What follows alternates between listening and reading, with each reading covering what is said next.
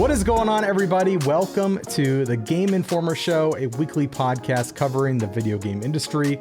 Join us every Thursday for a discussion about the latest gaming news, reviews, and exclusive reveals alongside Game Informer staff and special guests from around the industry. I'm one of your hosts today, Alex Van Aken. Today, I'm joined by Kyle Hilliard. How you doing, Kyle? Hello. I'm doing okay. We had kind of a rough week at Game Informer, which we'll get into soon. But, I feel all right. I ate some Starburst jelly beans. Okay, that the seasonal candy the to help me. The cure-all. We're also joined by Marcus Stewart. How you doing, Marcus? Hey, I'm okay. Happy Final Fantasy VII Rebirth Day. Yeah, that's right. And then rounding us out, a special and returning guest, Destructoid's Eric Van Allen. You might know him from Axe of the Blood God or Normandy FM. Welcome back to the show, Eric. Happy rebirth here on Game is my rebirth on the Game Informer show. I'm really excited. Is that like a baptism kind of thing situation? Okay, it's like a confirmation. Is that what we're doing? Okay, yeah, sure. Yeah, let's dive into our religious background. Yeah, we should we should totally do that. Yeah, that sounds great. Is good podcasting. The third Final Fantasy game? Is that what it's going to be called? Well, I think it's got a rebaptism. I was going to say Raptism, which would be a sick rap album name, actually. Raptism. It's disappointing that you've shared that, Marcus. You should have kept that to yourself and sold it. No one bite that title. Register Raptism on GoDaddy.com and just park that URL. Real quick, Eric, you're joining us on a weird week, obviously. Blake was laid off yesterday, Blake Hester, as part of a reduction in workforce across GameStop. It sounds like there were a lot of folks impacted. I'm not sure the total amount of number, and I'm pretty sure I'm not even allowed to say if I knew. But yeah, Blake was let go yesterday, and it's been really, really sad. We are all of us, including Eric, I think Eric goes back with Blake longer than any of us. Yeah, I knew him back when we were both like early freelance writing days. And Blake is quite simply like one of the best writers in the industry. In my humble opinion, he is fantastic. Genuinely. Yeah. Yeah, I think I was reminiscing yesterday about my favorite pieces that I've worked on at Game Informer stemmed from some kind of conversation or brainstorm with Blake, whether that's a documentary or like even some of my written reporting, like the Mario mascots piece about the guy drowning almost in the Yoshi costume. Those are like things that I was like, hey Blake, I have this idea, what do you think about this? And he was always great at like, yeah, the idea sucks, or yeah, that idea is awesome and here's how you should make it better. It's really, really sad, but we want to, rather than focus on, I guess the emotions that we're feeling and stuff, focus on sending Blake support. So I think we want to just like real quick tell you, and it doesn't even have to be real quick, but like at the start of the show, we want to tell you where to find Blake, where to keep up with him. If any editors out there are listening, or leadership and editorial who might need a new hire. I think Blake was doing a lot behind the scenes that frankly his title didn't reflect. He was essentially working as a features editor at Game Informer, and was largely, he was one of the people that helped spearhead. I think predominantly he spearheaded the early features, freelancing features that we kind of kicked off during the last set of layoffs. To help keep Game Informer afloat. A lot of that was Blake's idea, and he rose to the occasion and really helped us find new voices and uplift them, and like bring really respected voices to the magazine, and really just helped shape what Game Informer magazine is now, where you open it up and you've got this widespread of reporting and features and opinions from people all over the games industry, not just those of us at Game Informer. And I think the magazine is better because of that.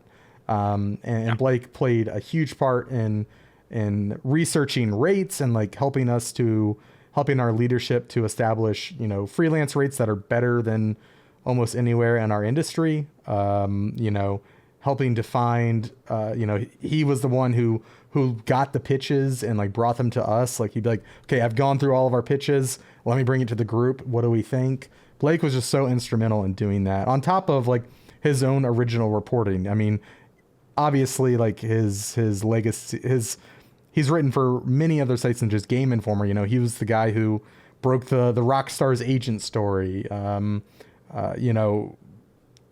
There's so many stories. He that has Blake some like worked awesome on. Tony Hawk pieces out there for Game Informer. He did what I think is like the definitive Dead Island 2 piece, which is like this is what happened with Dead Island 2. Yeah, overall. inside how like Great. inside the Jaeger's failed attempt at making Dead Island 2 originally. Yeah, That's a Game it's Informer so, piece.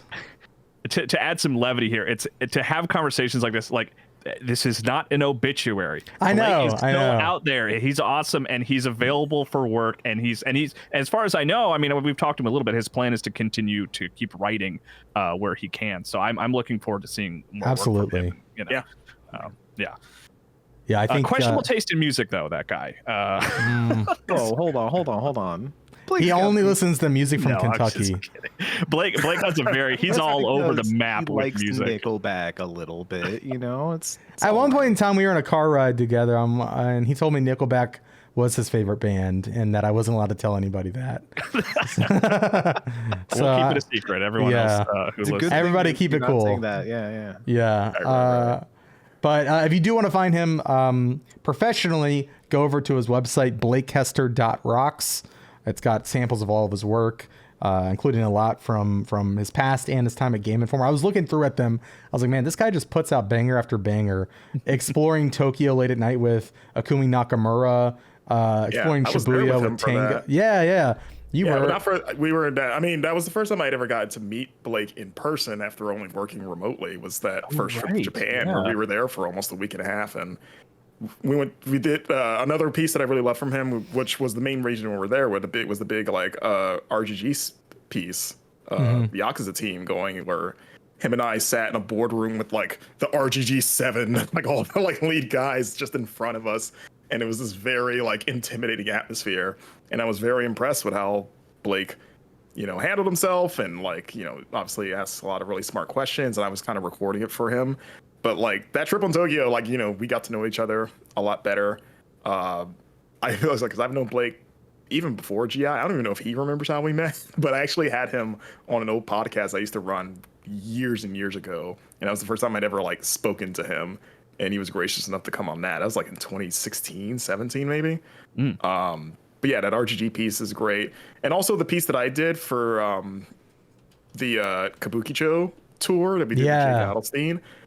Like that was something I collaborated on with Blake. Like we came up with that idea together. Like it was my thing, but it wouldn't have been as good as it was without his ideas and also just like his editing with how to approach something like that. Because I've never really written a lot of sort of like travel pieces like that. So like his input on that was like invaluable. So he was like very, very instrumental for helping that turn out as well as it did. So Yeah. Yeah.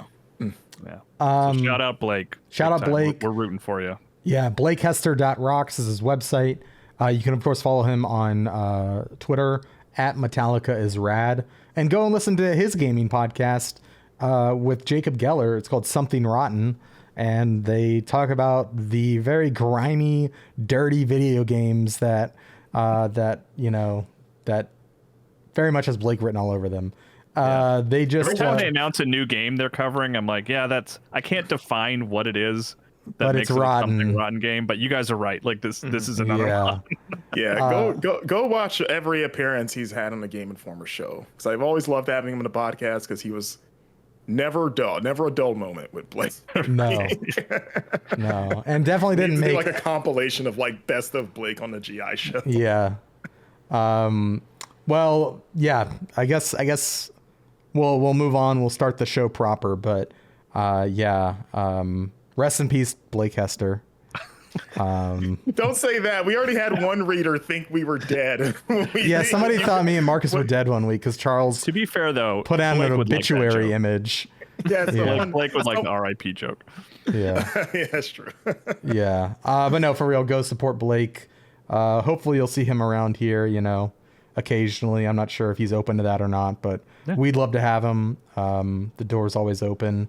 And yeah, importantly, just go hire him, You're Blake. Yeah. Please. All right. Let's get into, there's a lot of games this week. We're going to be talking about Balatro, probably first. Unicorn Overlord with Eric. That is his beat. He's put his flag in the ground. I own this game. Yeah. Wait, is that a Vanillaware beat or specifically Unicorn Overlord? Both. Yeah. Both, okay. So I have to Yeah. come to you to get a code because you're in charge. Well, hey, this ain't no collusion situation. It's just I'm trying to make myself the de facto voice because I have a sicko obsession with this game, and Gotcha. the demo came out just recently and has pretty much affirmed much of what I thought was going to be good about this game. So Yeah. we'll talk Nice. about that. Yep, we'll talk about that. Penny's Big Breakaway. Last week we had a big dive into Final Fantasy VII Rebirth and our review of it. We're going to talk more about that today, and then possibly more depending on timing. But it's going to be a packed show. Let's get started. Marcus, you reviewed Balatro for us, the roguelite poker game that we talked about last week. It's all I've put 30 hours into this game. I think I'm close to that. Yeah, I was checking Steam and I was like, "There's no way that's real." Time but melts away. it does. When you play that game. yeah, it does. So, kind of tell us what your overall your where you landed with the game in regards to your review. So I guess right off the bat, my score, I gave it a 9.5, which is actually the highest score I've ever given a Game Informer. Who would have thought? Is that it would be- really? Oh, yeah, wow. I think Okay. prior to that, I think it might have been Diablo 4 or something else. I think I gave it like a 9.25. But in general, I think I've rarely given 9s to things. I don't know why. You guys keep giving me bad games. I'm just kidding. Yeah, take it up with Brian Shea. But yeah, 9.5, and it felt like maybe one of the most confident like high scores where I'm like, this is where this feels right. I love this game. It's so good. It's just, we talked about it last week about what was like clicking for us, and I think that love and like appreciation for its design has only sort of deepened as I put more time into it. Like, it's gotten so bad to where like towards the end of like my, I guess, review period of it, I like put a bunch of hours. I've stayed up to like well into like 2 a.m. several nights this week because of that game specifically.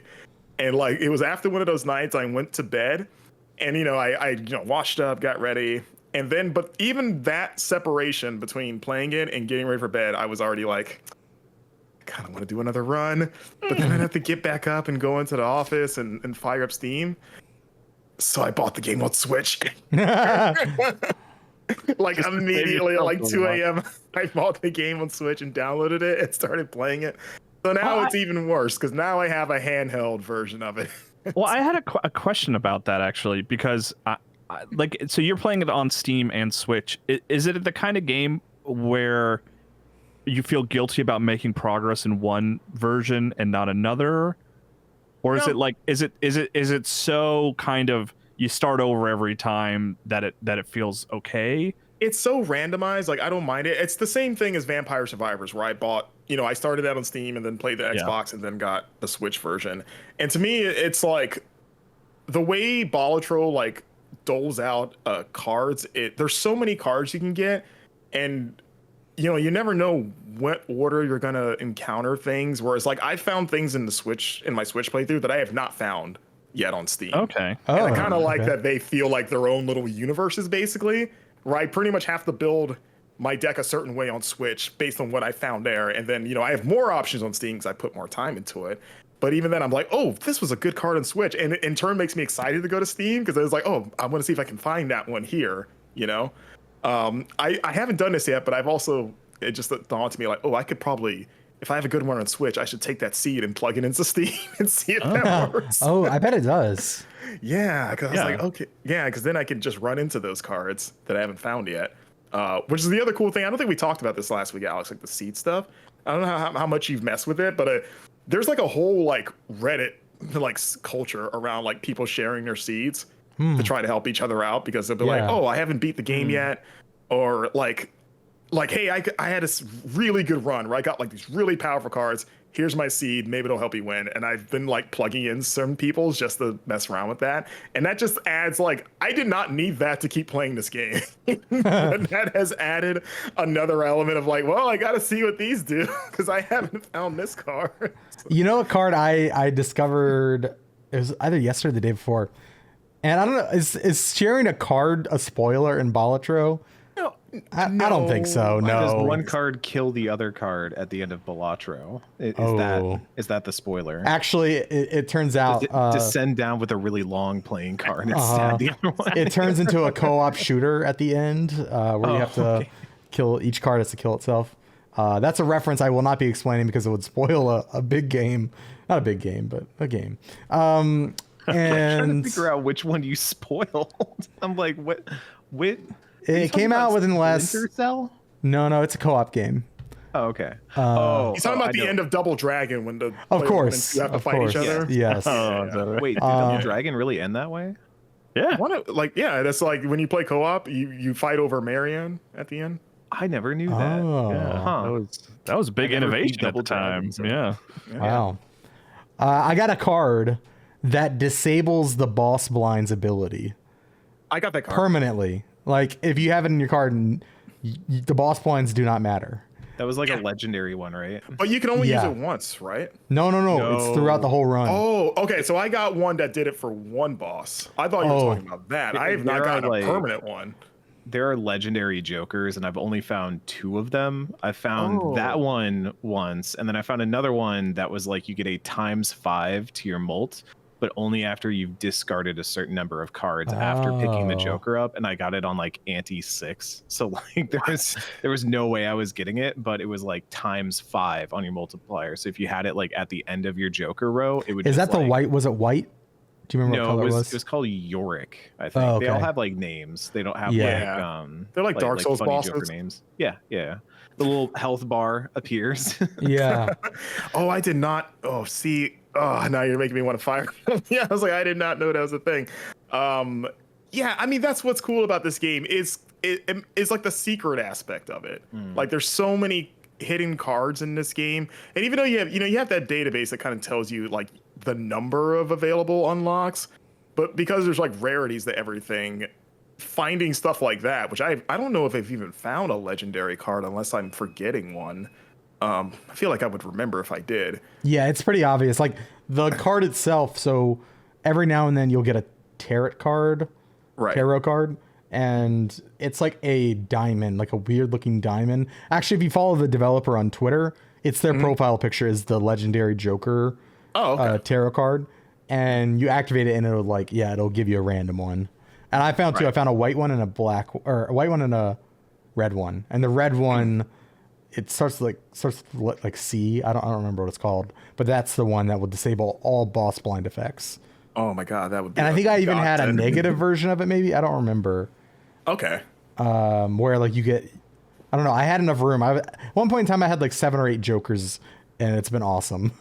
Oh yeah, when you get like even when you get like the full like standard 5, you're just like you get the ones that complement each other, and that's what's cool about this game is that it feels designed in a way where so many different strategies feel viable, and like you can kind of do what you want. Like I've built decks of like I'm gonna build a deck of like mostly spades and clubs because I just happen to get jokers that sort of like reward that. So I guess I'm just gonna steer with that and just see how far I can get with that. Or I had one deck that worked better than I thought, where I was like, I'm gonna try to only have consecutive numbers of the same suit, so I can basically create straight flushes often, like with like my odds of getting a straight flush have increased exponentially.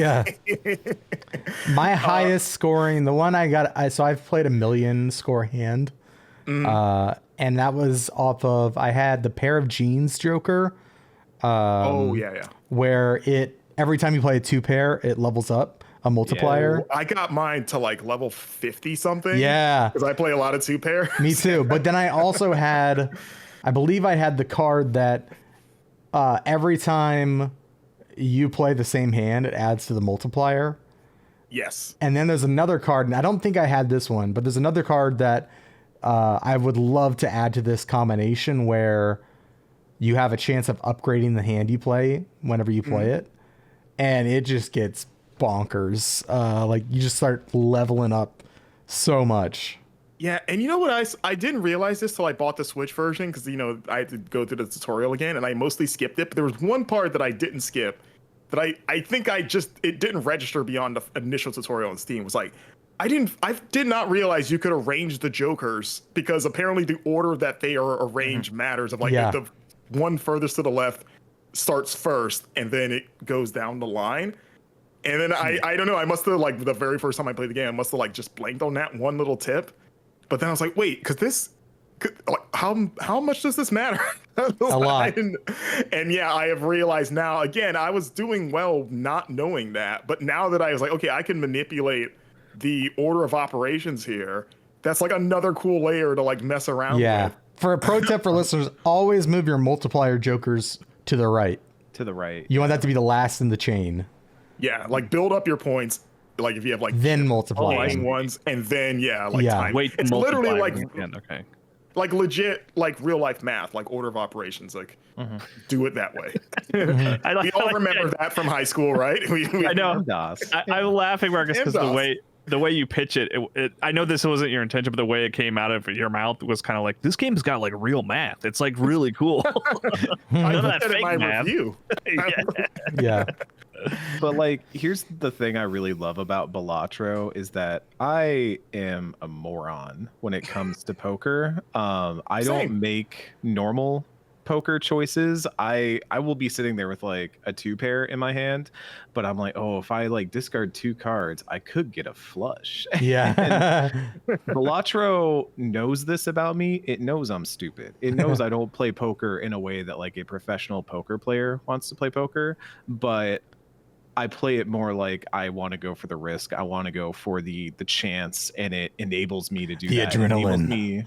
It like with such a very small set of verbs that you can use in this game of just like play or discard card and like what you have in your deck. It does so much with how you can manipulate that and the choices that you have to make at any given point, because you have things like the seals or stone cards that just start to shift the way that you think about your deck. So now you're going like, okay, well, I can turn this card into a stone card, which not only will give me chips when it's played in my hand, but it takes like a 4 out of my deck. So now like I have a lower probability of drawing that like useless 4 of hearts, and now I either draw a good card or I have a better probability of drawing a face card that I want to play or something like that.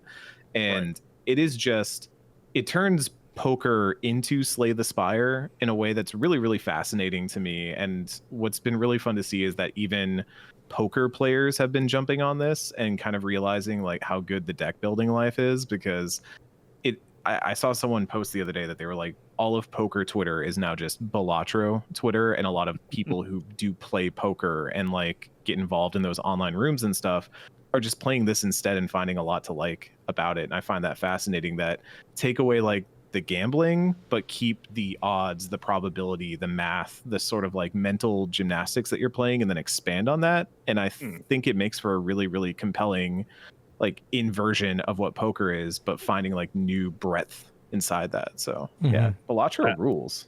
I'm glad to hear that, because I sent it to my friend, shout out to my friend Skasa, who is not a big gamer, plays a video game every couple of years. And I was like, but he loves poker. So I was like, hey, I haven't played this, but people are freaking losing their mind over this thing. So that gives me some confidence that I was right to bug him with it. I need to play this thing. Yeah, like it's probably my favorite game of the year so far. Pretty confidently. If it's not in my top 10 by the end of the year, then somehow this year was better than last year in terms of quality, because I just don't see a universe where that's the case. Like it feels like this year's Vampire Survivors in a weird way, and it's because they have very similar. They have a very similar like satisfying like power escalation in their design of like you start out with like doing like chip damage basically of like, okay, I play like weak hands and get weak chips, but it's enough to squeak by. And then like halfway through like your climb of like, okay, I'm an ante 4, 5, 6, and then things are just like popping off in a way, or you're like, oh my god, there's so many numbers flying right now. My meter is on fire. Things are happening. Yeah. How did I score so much with like a single? Like I paid a high One card. Yeah. Yeah, and it's like, and then everything, just the dominoes have fallen in place. Like it feels so satisfying, and it even lets me flex my TCG brain a little bit, just in terms of like the psychology of deck building, you know, Absolutely. in a way that I was not expecting. And it's just a snappy, quick game, you know, like it's easy to just get in and out, which I appreciate about it. It's what makes it such a nice game to have on like Switch, or, you know, if you have a Steam Deck of like, yeah, I can play like a couple blinds and then bounce and go do something else. I want Balatro on the back of airplane seats. Like it Oh should my just God. be there for everyone to play on the back of airplane seats. Yeah, it's total like touch, you know, just you need a finger to play the game. Make it happen, Spirit Airlines. A Spirit specifically. I feel like they would like it. Me on the airplane playing Balatro as the side flies. But to answer your question, Kyle, it is not on mobile. Okay. Surprisingly, that seems like that's gotta happen, right? Yeah. I'm sure they're working on that. Yeah. I think this one, out of like the breakout roguelites that have hit in recent years, this is probably the one that's grabbed me the most. Probably like, I'm trying to think of, probably since Slay the Spire. Like I love deck builders more than, like this hits harder for me than Vampire Survivors did, just because of the genre. Vampire Survivors I really liked. It was a really cool game and deserves all the praise it got, but this one is hitting for my tastes much more, much harder. Yeah. Are you I feel like it's going to take a long time to unlock every card in the game. I don't know how far you guys are with that. But like I'm wondering, like, if once I get to that point where it's like I've seen everything, like is that going to be like a sad thing of like, okay, it's still going to be a fun game. It's like, oh, I don't have anything new to look forward to, which leads to the question of like, do you think they'll ever add more to this? Oh, like, here's like a DLC pack, but yeah, like that's where I hope the Vampire Survivors, I guess, comparisons come in of like, if you just keep putting out like packs of cards and like I will pay the money to get like, here's 20 new Jokers, you know, have fun or something like that. So again, I have no idea what this game's roadmap is, if there is any, but I'm hoping that is it, because it's fantastic. It is a fantastic game. Seems like it came out of nowhere, which is always, I love stories like that, you know? Absolutely. And yeah, I will be playing this for the foreseeable future. All right. Awesome. Well, Eric, we're going to toss it over to you and Poe, your cat, for video viewers. Unicorn Overload. Oh, not. Oh my God. I said it. I said it. Freudian slip. Unicorn Overlord. I want to know your thoughts on this game, because the art style of Vanillaware games is always eye-catching. This one is high on my list of games to play. And you've put your flag down. Other people are fighting bugs and robots, planting flags for democracy, and you're planting them for Vanillaware.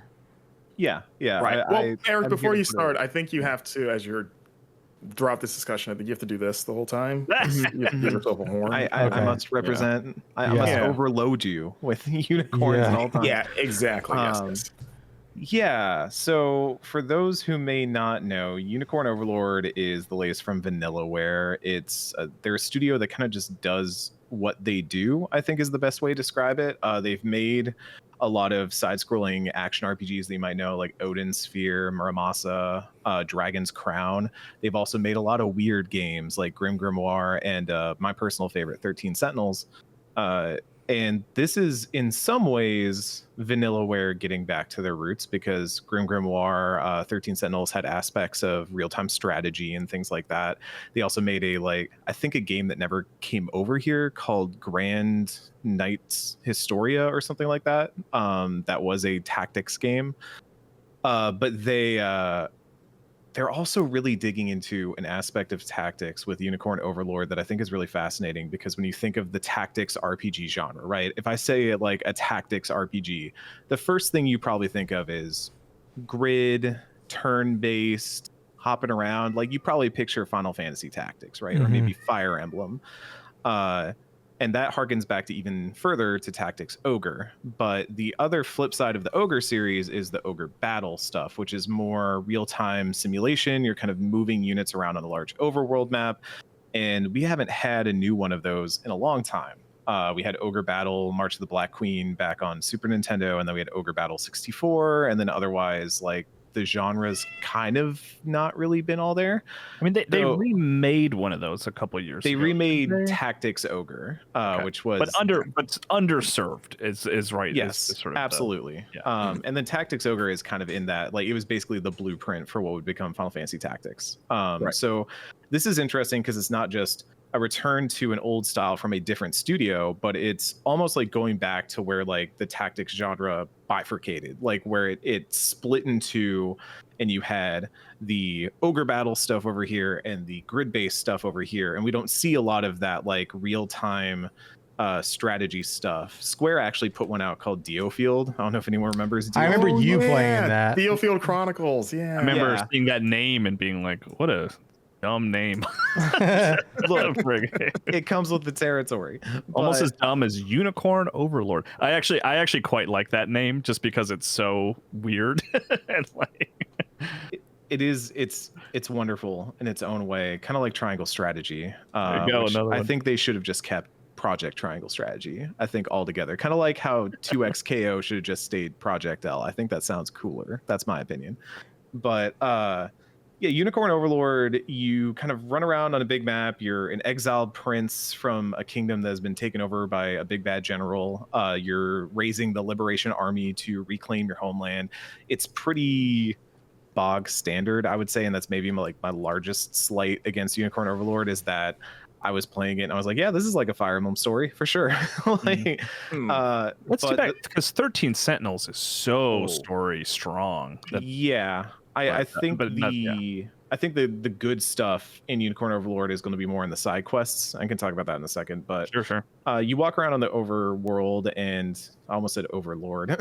You walk around on the Unicorn Overworld and liberate these towns, and then you get into these battle maps where you have your units, like these squads that you deploy and send out, and you kind of issue them commands like it's a real-time strategy game. Okay. And then when they bump into other units, enemy units, they get into a fight. It's like a 6-on-6 fight, or however large your squads are.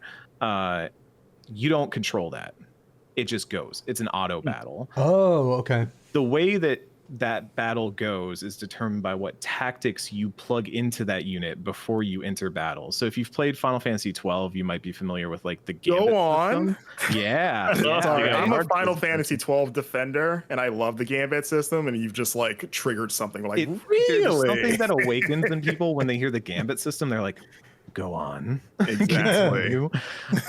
So say like you've got this knight or like a cleric type character who can either hit people with their sword or heal somebody else. You could just have them slice, right? And when they go into battle, if that's all you have on their tactics, they'll just hit slice and they'll just hit somebody. But say you want them to heal, but only under certain conditions. Now you bump slice down to priority 2, and on priority 1, you put heal, but only if the unit is under 50% health. Otherwise, slice away. And then let's say you only want to slice the highest health unit or a specific type of unit. You put that condition on there too. Oh, and then, that's cool. And now you get into like the sicko stuff where you're just making these like lists of if then else statements all the way down for these fantasy units to go into this battle. So that way when you go in and okay, this unit has like a flyer, a hoplite who's like a big heavy armor dude, and like an archer or a thief or something. And so you're like, okay, well, the flyer I want to shoot with the arrow, so I want to make sure my archer is prioritizing flying units when they go into battle. But the hoplite's a real problem, but the magic user in my party can take care of that, so they're going to prioritize that. And you just start doing all that, and then you just go in and you hit go. And part of me is a little like, you know, having command menu stuff does make it a little bit more tactile in the moment. You know, if you're playing like a Fire Emblem, you go in, you say, okay, attack this person.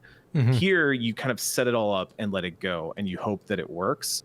But it feels really rewarding when it does work, because you feel like you've just solved a like Zachtronics game puzzle where you're like, I have become the unicorn overlord. I have solved the logic puzzle, and now I have defeated the enemy squad. And you're doing this kind of on the fly. So in one mission, I was fighting in this bog swampland, and there were a bunch of like warrior units behind barricades. So I was deploying units who could deal with barricades and take on warriors. But then when I laid siege to a town later, they just had hoplites everywhere. So I had to like rearrange my squads and change up my tactics to be like, okay, how are we going to take out these big armored dudes? We got to get our magic users in there. We got to make sure they're protected. We got to make sure they're getting as many attacks off as they can.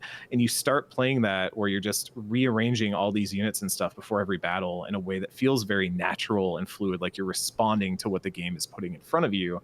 And it just works. It really, really works. I love this style of combat. I love that we're seeing somebody tackle this, because we've seen so many, I think, tactics games recently. There's been a real resurgence of tactics games, and I love it. I'm a tactics sicko, but a lot of them fall under that Final Fantasy Tactics umbrella of turn-based, grid-based, do your moves. Like P5 Tactica was solid, but it was a P5 Tactics game. It was what I expected from it. Right. The Metal Slug Tactics game that's coming out looks like it's a tactics game. You're going to move stuff around on grid, turn-based, all that kind of stuff. Advanced Wars, Tactics Ogre, all that. This is like a very different kind of thing, and it's got a very different verve to it that I think just really clicks. And if you are that person who heard Gambit and like perked up a little bit, this is one to watch. I can't stress enough, like 2006 Marcus playing Final Fantasy 12 and how like obsessive I've got with the Gambit system when I realized what you could do with it and how you could basically break the game if you played your cards right, which I did, where I got to the point where like I didn't even have to touch the controller sometimes. I was like, no, y'all got this. They would just go in there and just wreck house.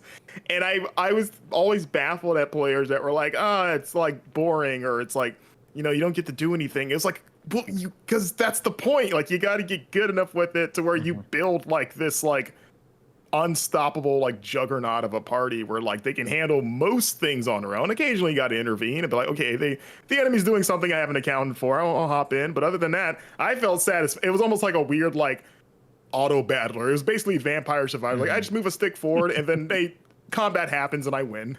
It's really interesting. It's really interesting too, because I think Vanillaware does a lot of clever stuff to get you to engage with it. Get to the point where normally other games want you to be picking up the controller and be really into it. This game wants you to get to the point where you're so confident that you put the controller down. But there are other things, kind of like meta strategy things, that still keep you engaging with it even when you're not doing commands in battle. So you have emplacements on the map. So like taking over a watchtower is really important, because now you can put your archer unit up there, and now the archer can support other units in battle. So if you engage in a battle within range of that watchtower, the archer can like rain arrows onto the enemy from it and give you that extra bonus when you do that fight. Other ones can create barricades, like stop units, or just be little garrisons that will give you like bonuses. There's all kinds of stuff like stamina. So a unit can only do in action so many times before they need to rest and recuperate. So say it has like a stamina of 5, you can like attack 5 things, or you can seize different stuff. But once you've done 5 actions, you have to go into a rest mode. And when you're in rest mode, enemies get advantage on you. They get first strike on you before you get to respond at all. And now you're playing a game where you're like, oh, maybe I can exhaust the enemy and wipe them out that way. Or you have like a really exhausted unit and they're like hunkered down and they're kind of like, okay, we're recuperating. And then an ambush unit comes out of the forest and they're like, we got you. And you're like, I think it's really impressive, the system that they've built, because after playing the demo, they've got a demo out. It's a very generous demo. It's one of those ones where you can start the game, you play the intro, and then you get like a certain number of hours into the game, however you want to spend it. And then it carries your save data forward if you want to end up buying the full game, which I think is like the best. I think Dragon Quest XI did that too, and that was like one of the best demos ever released. It's that way on all platforms. Like, where are you playing it? I was playing it on Switch, and I will say that it runs beautifully on the Switch OLED. Oh my nice. lord. Okay. Vanillaware graphics on the Switch OLED is just It's beautiful. That makes me happy because that's man. where I requested code for. I still remember the first time I saw Odin Sphere Oh and my just gosh. being like, oh my god, what is this? I remember I worked at a. If you're watching this, put Odin Sphere on the Switch OLED. Yeah. Wait, is it's not for a lot. that remaster not on Switch? No, Oh. it's No, it's not. on PS4. It's not on and Steam 3. either. It's Oh. only on like PlayStation. Oh yeah, yeah, fix that that. seems That was like my an actually. That, oversight. Odin Sphere was my introduction to Vanillaware. Mine was Dragon's Crown. So that's another good one. Yeah. Yeah. Let's go. I'm glad to hear Unicorn. It's funny for all this talk of Vanillaware. I've actually never personally like really got hooked into any of their games as much as I admire them and love looking at them. It is one of those like, my wife here. You should play these. I'll just watch. You do all the work and I'll just take in the art. But I'm happy to. I'm both happy to hear that this early look at Unicorn Overlord is exciting, but also kind of like, Jesus Christ, 2024. Like, you've got to calm down. It's been Like a Dragon, Persona, Final Fantasy, and now Unicorn Overlord. And then I got to play Balatro. I'm like legally obligated to play Balatro. Yeah. I'm like 70% through Prince of Persia. You haven't finished it? Oh. No, I play it 20 minutes at a time on a stationary bike.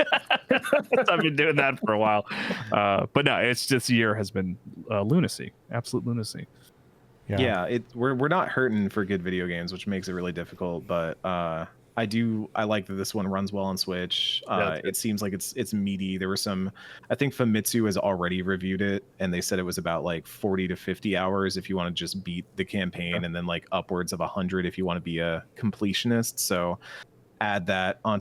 It's really tough being someone who covers RPGs, let me tell you. I thought last year was difficult having to do like Baldur's Gate 3 and Starfield and Octopath, and already in the first 2 months of this year we've had how many 80-hour RPGs already? I think I saw Wes tweet today that apparently if you want to get, because he normally goes after the platinums, and he's like, if you want to get the platinum and FF7 Rebirth, it's going to be like 200 hours. And he was like, I'm skipping that. You have to replay the whole game on hard and complete every chapter on hard to get that trophy, apparently.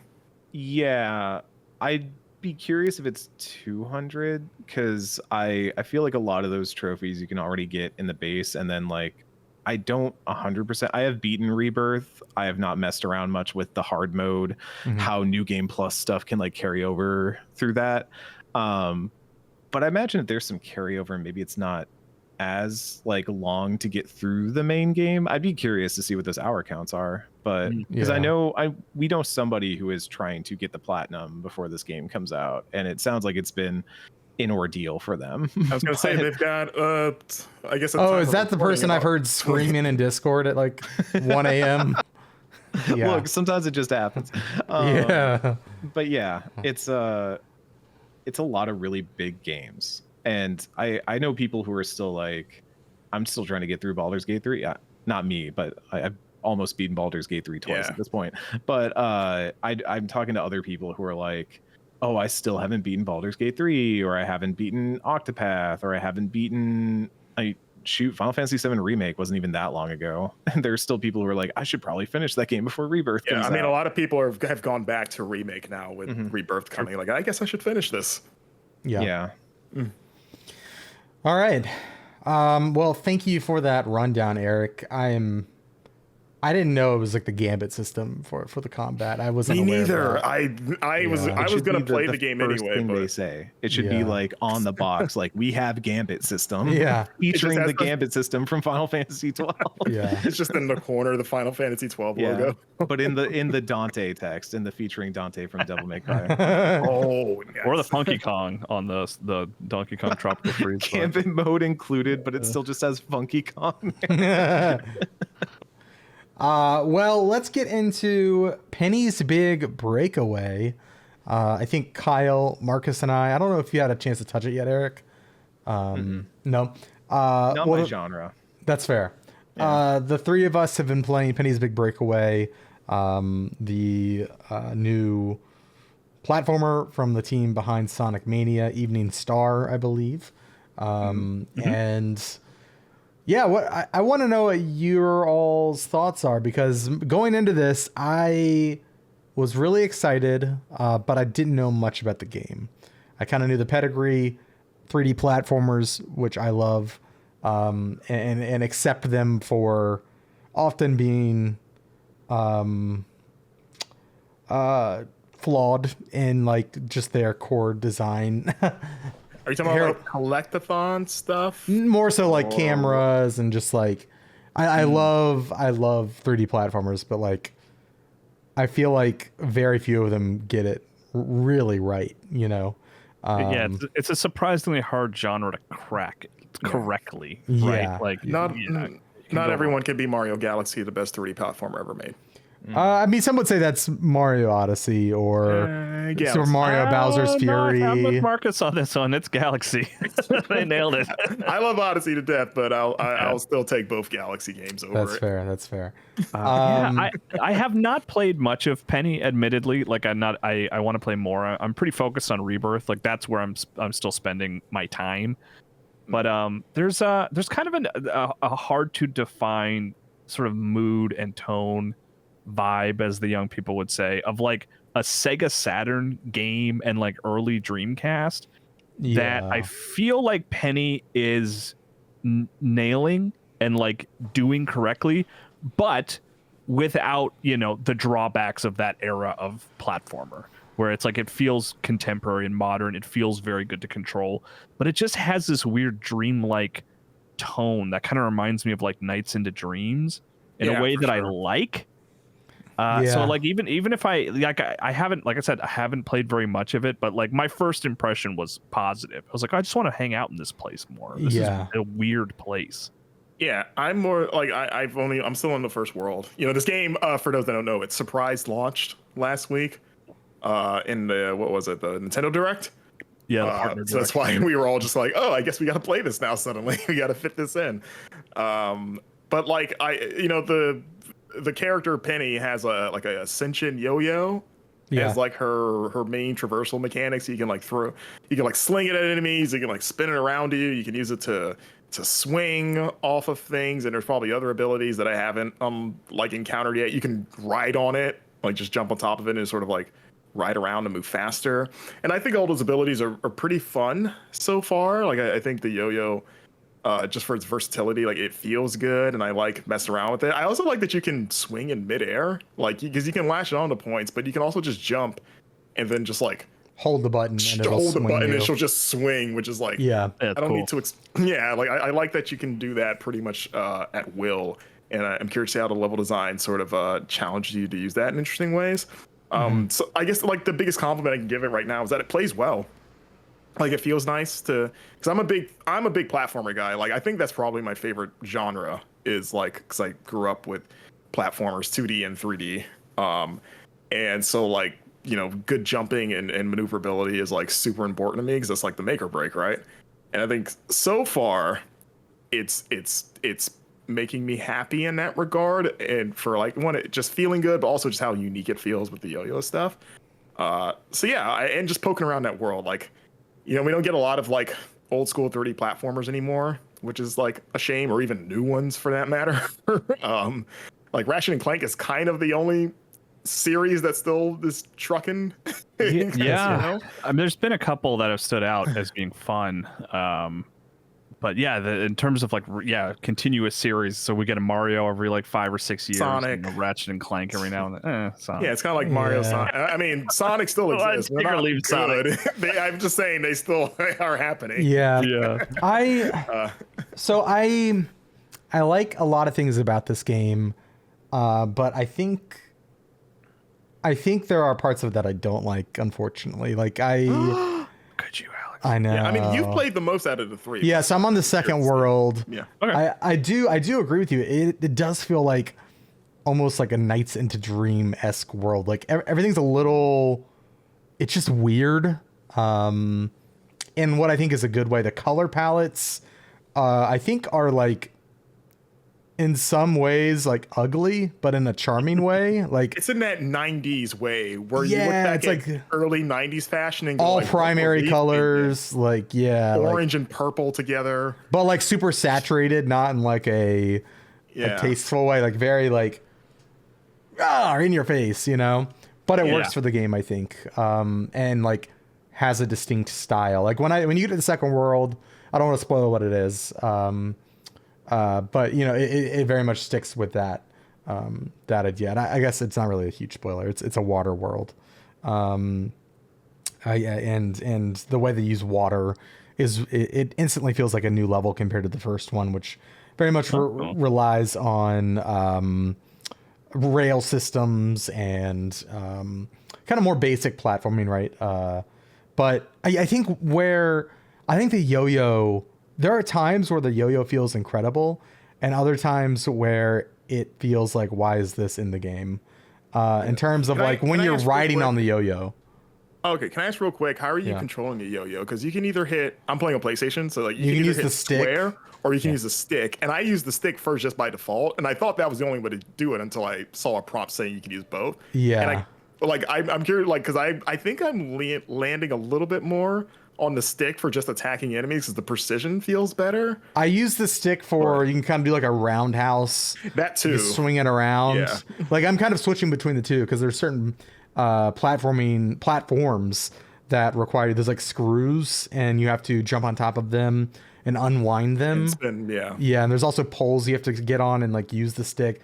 I like how my hands are moving around on the controller. It's like it does not feel samey, like, but it doesn't feel like a gimmick either. Like it just kind of naturally fits. It feels like core. Yeah, I think like when the game's at its best is when you are combining all of these moves together. Like I'm dashing, I'm doing the swing in the air, and then I'm whipping my my yo-yo underneath me and hitting the ground and riding on it. But sometimes the yo-yo, when you're riding on it, feels way too slow. Like they've kind of got this sonic spin ability essentially, where like you charge it up and then you dash forward. But unless you use that charge ability, it's really hit or miss on whether you're going to like have momentum with your yo-yo riding. And like when you jump into that yo-yo to ride on it and you barely move forward, it just kills the momentum. And I think also there are a lot of like if you want to be a collectathon person, which I like to do in 3D platformers, there are routinely one of the main avenues for which you do that is you're riding down these ramps in the level. And I will like stop what I'm doing, stop the flow of gameplay to like line my character up on this ramp and then ride down on my yo-yo, and still I will not hit all of the coins as they are, and having to run back up the slope almost. And I've tried so many different ways. The problem is you can barely like turn when you're in that yo-yo mode. It's really wide turns. There's not a ton of control, and so it ends up feeling like I'm just bad when like I stopped and I swear I'm lined up perfectly. I think either they need to adjust like how quickly you can turn in that yo-yo mode, or increase the size of the hitbox of the collider of the coins, so that like you don't it's have more to get as close to them. Yeah, because I've had that problem too, but I think my thing was because the game has fixed camera angles. I don't think we've talked about that. Like you don't freely control the camera, and it works. Like the camera adjusts in ways you need to see in a pretty natural way. But the only time it's gotten in a way has been the yo-yo rolling, because I'll like line myself up like, oh, I'm gonna barrel and get all these coins, and then I'll just like go a little too far to the left or right, and I think the camera angle makes it harder. It like looks like the perspective makes it look like you're straight, but then you're actually not. Yeah, nothing that feels awful. Yeah, and again, since it was early, I was like, maybe it's a me thing. Maybe I just haven't gotten a handle on it, or no, it is like I've put probably 2 hours, not 3, in, and like almost every slope I'm like, am I gonna get it this time? Am I not? It's the biggest letdown because you want to feel cool and get that satisfaction. You're just like, I just whiffed it so bad. Yeah, and I'm like, it leaves me like really frustrated when I have to turn around. And then there's also awkwardly walking. Another thing of this game that I don't like, that I think I don't know if it needed to be in this game, and maybe they'll do some cool stuff with it. But the penguins, have you interacted with the penguins much? Yeah, I'm still figuring out because it's like they do this thing where like, okay, there's a bunch of penguins, and if they all jump on you, like if you get more than five or whatever it is, then they capture you. They're enemies, but they're not like, it's not like, oh, enemies, I need to go beat them up. It functions differently. They're swarming you, and you have to like swat them away with your yo-yo. But you got to do like multiple times because you'll hit them and then back. I feel. And sometimes there are like 50 of them on screen, and when that's happening, and you're trying to go down these slopes to get the coins, and you have to. I've like lost because like I turn around. I want to go get that coin I missed on the slope, and here's 50 of these penguins. And there's ways around them. You can like they'll follow your path, so you can jump off the side of the level and like do that hanging swing thing midair as they all jump off the level. Or you could do that like. That dash that you have to get away, but I feel like that there are some parts in this game where I'm like, why are the penguins here? They are making this not fun. I actually forgot about them till now, but I think they get more atrocious as you go on. Oh, that's good to know. Yeah. I think to me, they feel antithetical because I feel like what the game is trying to do is sort of like, to a degree, like promote like a flow of movement with like the yo-yo. Yeah. And they feel like they're there to actively slow you down. Because when you get even one on you, you like slow down and you just have to try to wiggle desperately to get off. But then, because like you mentioned, there's so many of them that you're like, I don't even want to fight these guys. I just kind of want to move on and just have fun jumping around doing stuff. I wish I could just. I wish I could turn them off. Or just like kill them a normal way. Like, can I just hit them once? Because like I like throwing the yo-yo at things. It'd be like, oh, it'd be cool if these were regular anyway. I could just swat them as I'm moving and they go flying, and then like I don't even have to stop. I just go boop, you're gone, and then swing. And when they latch onto you and slow you down, it infuriates me. Yeah, I don't know about That being said, I like the game and I'm going to try to finish it. It feels like a really good. And again, I'm 2 hours in. Like I've also heard from people who are reviewing this game behind the scenes that the first half really plays like a Sonic game and the second half plays more like Super Mario Odyssey. And I really want to get to that part of the game to see if that's true. Talking hat. Yeah, like just like the level design and like the mechanics they're using and how you use them. I really want to get to that portion because my favorite parts of this game are like exploring the levels, finding the nooks and crannies, finding the secret levels. Finding the collectibles and hard to reach places. That's when the game's at its best. It feels really fun to do that. Like I know I've been harping on the things I don't like about it. I think that's because I'm disappointed because I don't like it as much as I wanted to. But I do like the game, and I think it does some really cool stuff. And I think it's still worth I think it's still worth playing. I think it's like one of those games that reminds you that like like a really good 7 game where you're like, I know this game isn't perfect and it has some noticeable flaws, but I really want to like it, and so I'm gonna like it. Does that make sense? They made some choices. It's right, like field. Yeah, yeah. And I think a lot of platformer games fall into that category. To be fair. Yeah. I mean, like again, we don't get a lot of them, and then a lot of them tend to be homages to older ones than something wholly original. Yeah, a lot of times. Like you kind of have to, it is kind of the established franchise that they're like, okay, here's the next big step in this, whether it's like a Ratchet and Clank Rift Apart or a Mario Odyssey or anything. But I mean, again, like I said, all of us are still relatively early, and I've heard similar sentiments that you heard, Alex, where like the game starts to cook the further you go in. Yeah. And that I've heard like the parts that we're on are like the worst parts of the game. Yeah. So that hearing it gets better is like encouraging, I guess. It feels like a game which definitely goes along with what you guys are saying, where you're like playing it and maybe you're hitting a wall here and there where you're like, I feel like I'm getting slowed down. I feel like I'm not moving as fast as I should. Where it's like, it's the more you practice, the more you get into the rhythm of the thing. Definitely. And it's hard to be like, that will definitely happen as I keep playing after we've only played like an hour or two. Like, it feels like I can get better at this, I think. And it's also hard to get better when you're being attacked by these penguins constantly. And you're like, you don't really have a space to practice all that much. Right. Can we pencil because the penguins work for, what's his name? Eddie? Emperor Eddie? Yeah. Which is a funny name for an emperor. The story in this game is ridiculous. You're not here for the story? No, weirdly no. Like I think you could skip the cutscenes in the game and be fine. If you're like just itching to play. I was like, There's like a music contest. I or was like, something. this is the story. Also, is Okay. anyone horrified by Penny's yo-yo? Because when that thing comes alive, I was like, I'm also horrified by Penny herself. I think Penny is very unsettling. I feel like the yo-yo looks like this weird, like eldritch horror. Like just this thing with sharp, weird big teeth and a big old tongue, no eyes. Like it's just like, is this supposed to be an endearing like companion? I don't know. Yeah, but again, it kind of plays into that like gross, like early 3D, like surrealism. Yeah, like models that you can't tell what they are, right? Like if you go back I only to, just realized on my last session that Penny is supposed to be like a jester. Like a busker. Yeah. Well, I'm pulling up a picture of And I this was like, character. oh, that makes sense because this is a music competition, and Penny dances at the end of the level.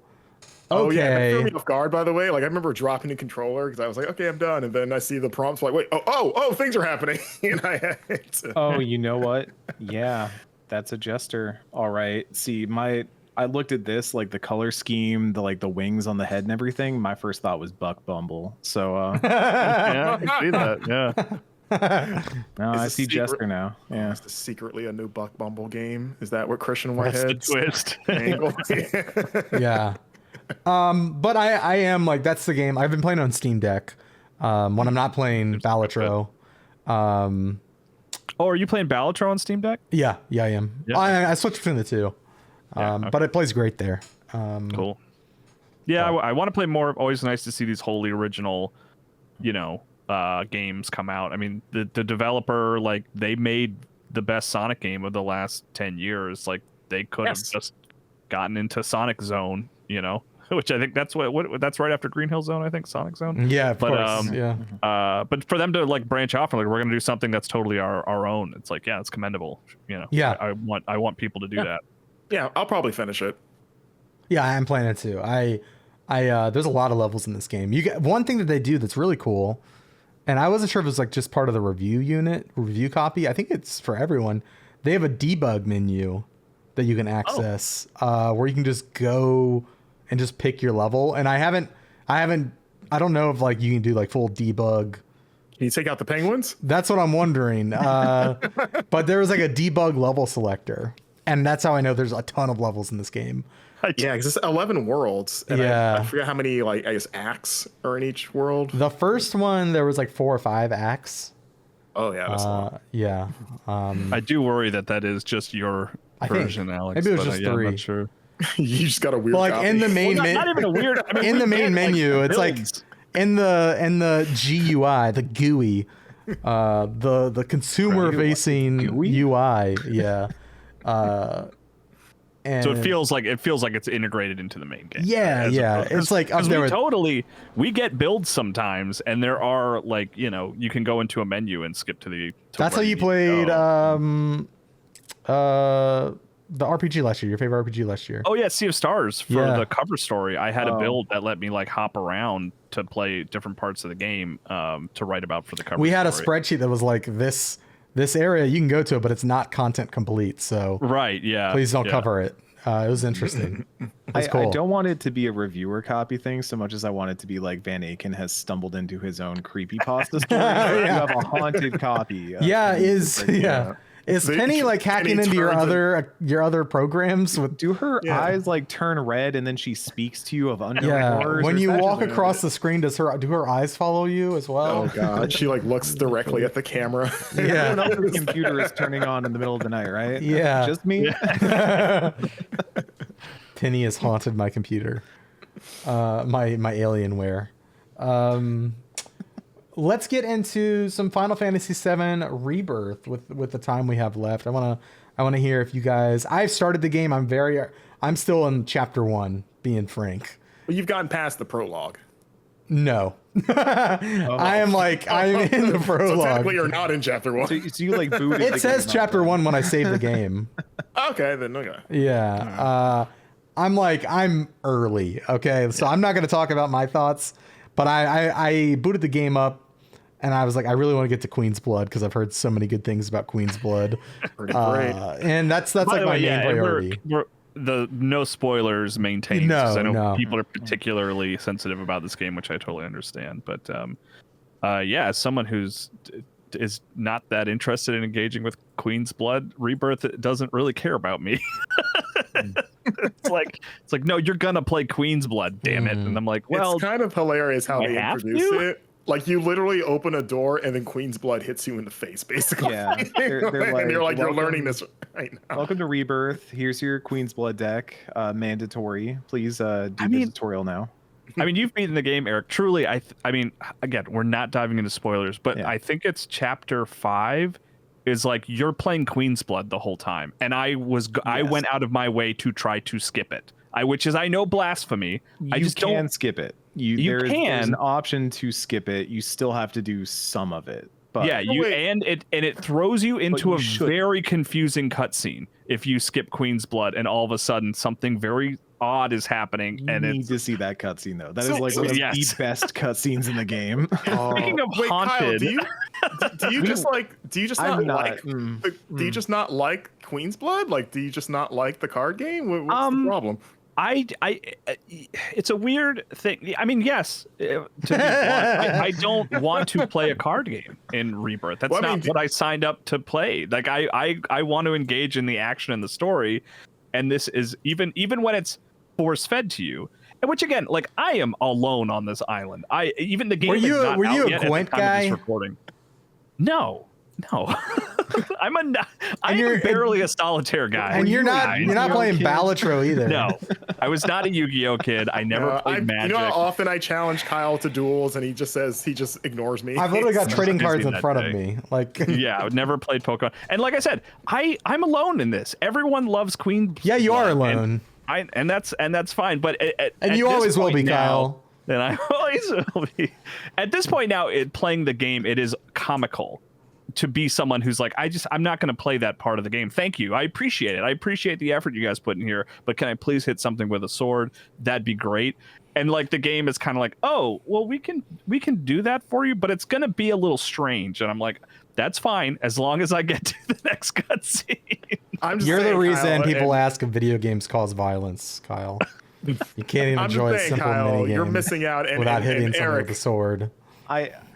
I'm going to be fascinated to hear your thoughts on this then, Kyle, as like you hit the end of the game, because if I can levy one non-spoiler criticism towards Final Fantasy VII Rebirth, this game loves mini games. It loves giving Yeah. you things to do that are not like active battles in Final Fantasy VII. There are I'm on chapter 8 or 7, so like I'm in it, you know. And I've many more mini games. done a lot of, races, and I've done a lot of pressing button prompts when they appear on screen. Didn't they say this game is 80-20 mini games to story I mean, content and our cover story stuff? something Yeah. like that. But I mean, and the original game had a lot of mini games too, so they just looked at that and said bet, basically.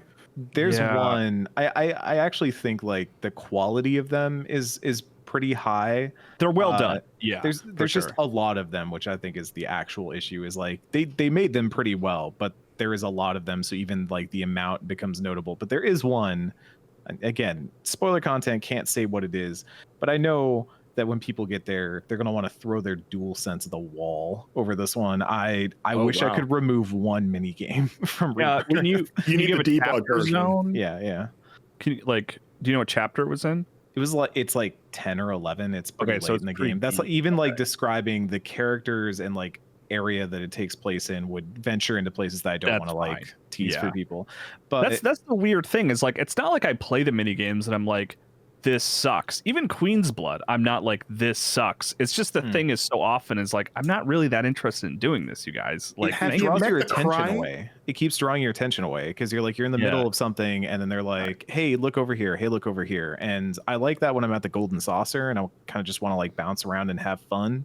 But when I'm in the middle of like a really big, exploring the world, getting involved in the story, and then all of a sudden it's like, do a rhythm mini game. I'm like, really? Okay, this is weirdly reminding me of, this is so left field, I apologize, is Riders Republic. You'd be like, Okay. downhill dirt biking. Dude, I'm in the zone. It's like, on the radio, hey man, why don't you stop by over here and let's do some tricks together? And it's like, leave me alone, dude. Let me just ride. Cyberpunk and the cell phone at launch was one of the most annoying things in the world, because I'd be in the middle of like a really like story involved mission, and then all of a sudden someone would be like on my phone being like, hey V, I'm selling my car, you want to buy my car? And I'm like, I'm in the middle of like a very important gunfight right now, and you're like interrupting.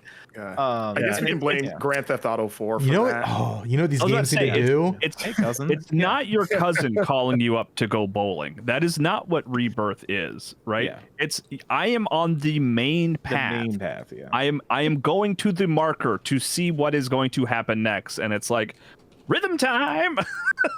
It's like, oh, okay. Dance break. Exactly. Kind of, yeah.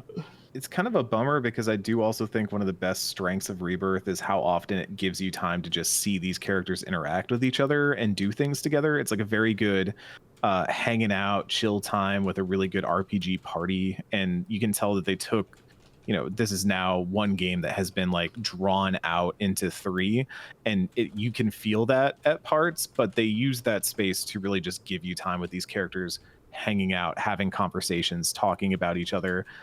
In ways that I think adds a lot of depth to these characters. But also, yeah, you really just feel that this is the middle part of a game that got stretched out over 3. And so for as much as I like the combat, I think the combat's way better than in Rebirth than it was in Remake. I think they've really like solidified that system. Kind of wish you got to do like more of it, especially on the main path.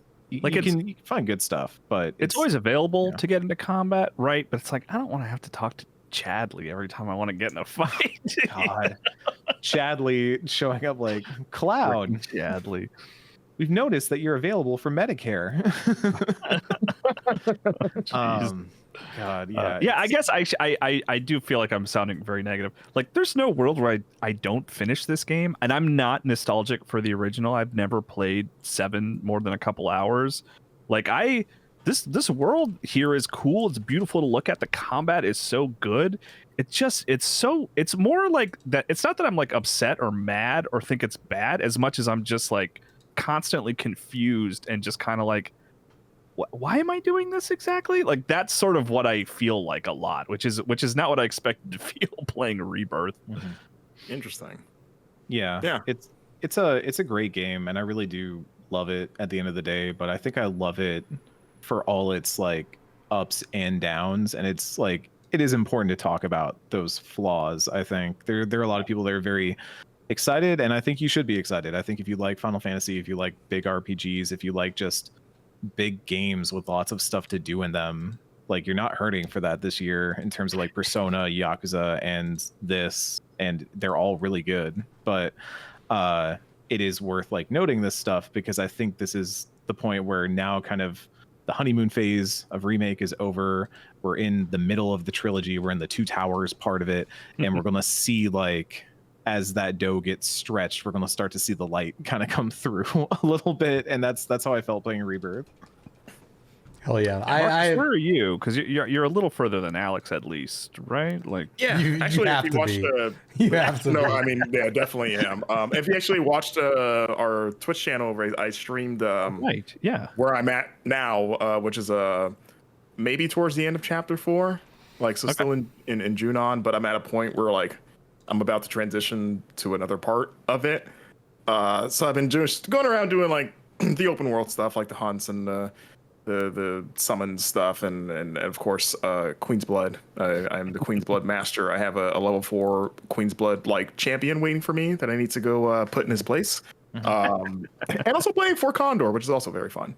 And I like the I like the narrative conceit of Fort Condor, just for an excuse to have high-res versions of the original models of the characters from OG7. And there's a world where it's like, there's an alternate universe where Final Fantasy VII Remake just looks like this. Like, they were like, yeah, we remade it. It's just the same models, but just nicer. That'd be all right. Or just like higher fidelity. But yeah, I echo a lot of the things that you guys have said so far. I haven't played enough to start seeing the like stretchiness of it yet, but like I love I think it's gorgeous. Like this is one of those games where you can see the millions of dollars pouring out of every surface of the game. They used literal dollar bills to render all the textures somehow. If you go in the photo mode and you zoom in, you see, United States presidents in people's like the computer had like a cash slot that they just fed money into to render the game. Flattening out the bills, trying to like get them to it's spit it back out. Yeah, and like I said, the combat's fantastic. I love kind of digging more into that, and I just love, like, I'm a Final Fantasy VII fan. Like, I love the original game.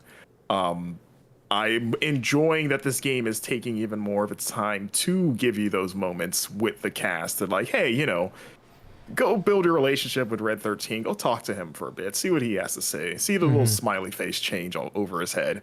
And then I get really happy when it's like, oh, you were like indifferent before, but now we're buds because I said something I guess you liked. I want this, I guess, because I like this cast enough to care about that. So I'm like as excited to keep doing that stuff as I am to get to of course, the big plot stuff. So yeah, like I said, I'm absolutely going to finish it because I'm a Final Fantasy VII fan, and I want to get to the end so bad. Like, I'm envious. It's like I'm not envious of not having to review it because that game's huge, and like playing it under that deadline, as evidenced by Wesley LeBlanc, who did review it for us, is like stressful. But like, him and you two, Eric, you guys are the special people on the other side where you don't have to worry about spoilers now because you've already seen it. Like you can just kick back and say, I can get used to this, to steal from Ben Hansen. So it's like, you would think that. I'm now actually more terrified that I'm going to accidentally spoil something for somebody. It's like it's like I'm holding the kryptonite and I'm trying not to sit next to Superman, like I'm trying to be like, if only Superman was really recognizable so you didn't sit next to him. Yeah, I keep sitting next to these dudes in glasses and they just get like really weird. He's as Clark Kent for an interview, and you don't know it's Superman. I don't know why I chose that analogy. It was a really unwieldy analogy. Played a lot of Suicide Squad. No, I have not. I actively avoid that game like kryptonite. I beat it. I saw credits on that game. Would you say it's worth it? Nope. You tell me. I'm about to beat it. Not to tangent us too much, but I actually started that game like, I think I like this. Like, this is cool stuff here. Like the first 2 or 3 hours, and now that it's in the rear view and like the last couple hours, I was like, oh boy, that they really spent a lot of time on that, didn't they? That's where we ended the Arkham universe. Okay, I really got bummed out at the end of that game. Yeah. I think I'm gonna YouTube it. TikTok it. I'll get increments of the story in 60 seconds. Message me in Slack what happened.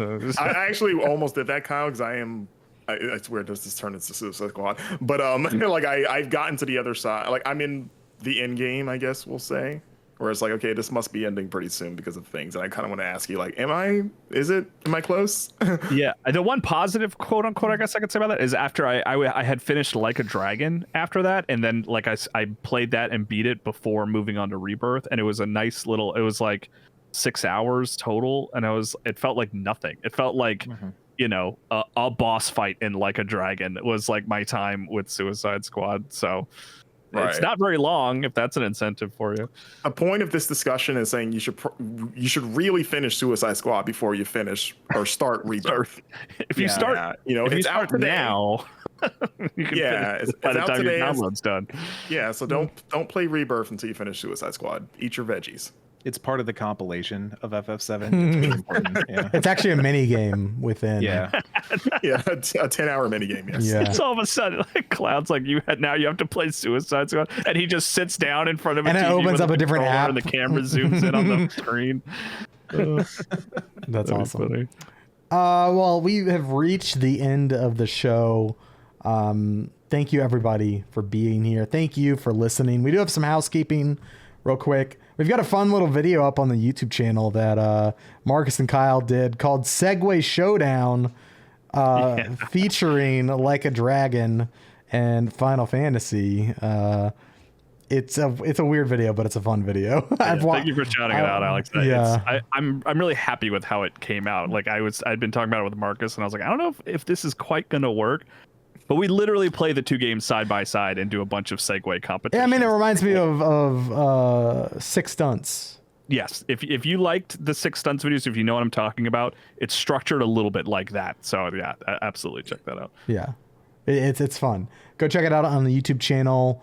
Now it should be live. It will be live. I know it's already scheduled. And while you're over there, be sure to subscribe to us. We've got a lot of videos coming. Twitch.tv/Game Informer. We stream Fridays at 2 p.m. We stream Super Replay. How's Zelda going? How's Majora's Mask going? Majora's Mask is going well. Last week we didn't do any dungeons. We did some side or like attempted to do side stuff, filling out the world. We ran into a bird who stole a lot of important stuff. Right. I've lost a bottle, and that is upsetting. Yeah, it took your sword too, didn't it? Well, we reloaded the save state, so that doesn't exist anymore. But I still don't have a bottle, which is also very valuable. Right. Yeah. So maybe this week we might see if we can get that back and maybe do a second dungeon. We'll see. Yeah, and of course we are streaming throughout the week. Marcus streamed Final Fantasy VII Rebirth today, and earlier this week you all played Helldivers. I joined you for your last dive, your last mission. Shot you in the head. Yeah, you did shoot me in the head. And you said I walked into your bullet, but I remember standing still as that happened. I don't know. It's weird. I think the wind blew. Yeah, I think we said you might have stick drift, or maybe I have stick drift. Yeah. Yeah, something like that. It happens. Yeah. It does happen. So yeah, throughout the week we're streaming over on Twitch. If you want to support Game Informer, help us keep the lights on, head over to GameStop.com/Game Informer.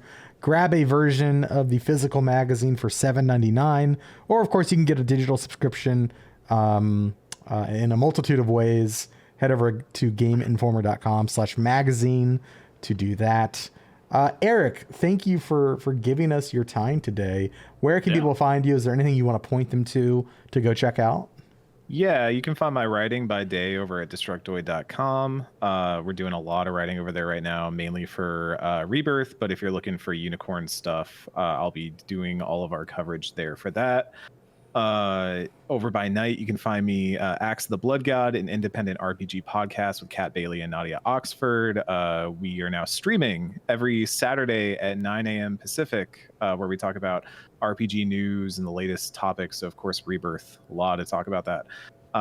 So we're now streaming at twitch.tv/bloodgodpod. I'm also going to restart my first time playthrough of Chrono Trigger at some point. That was going pretty strong, and we were actually like near the end, and I want to finish that game so we can get around to doing my first time playthrough of FF6, which is our next game. So nice. First time FF6. Yeah. Look, so I didn't grow up with like a Super Nintendo. My first console was a PlayStation, so I missed a lot of big ones. So that's my favorite Final Fantasy, so I'm excited for you. I have somehow gone largely unspoiled on FF6 and Chrono Trigger over the years.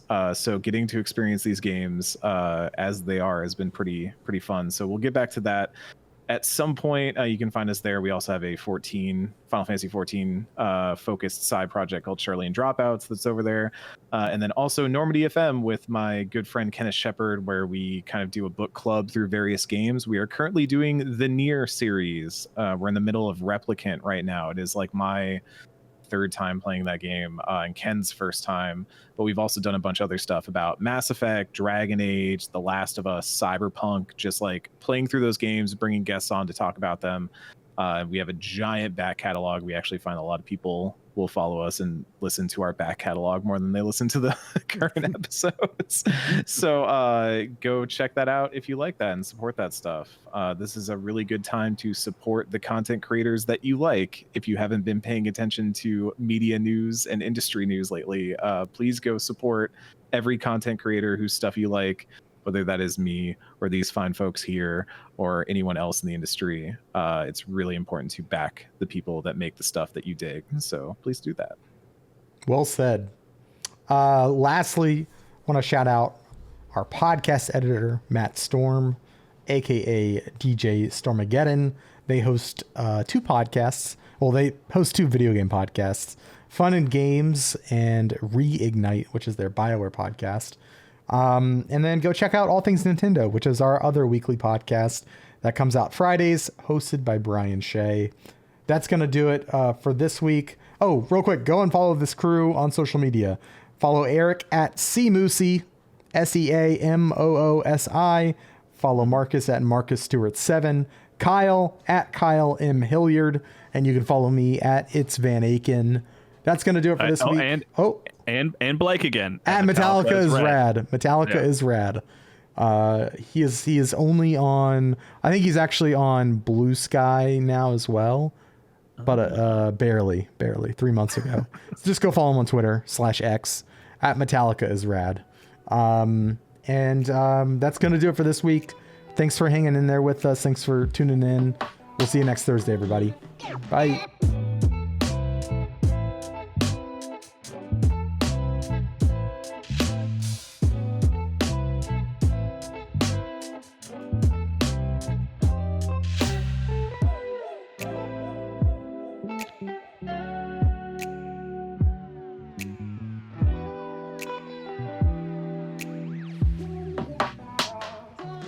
Yeah.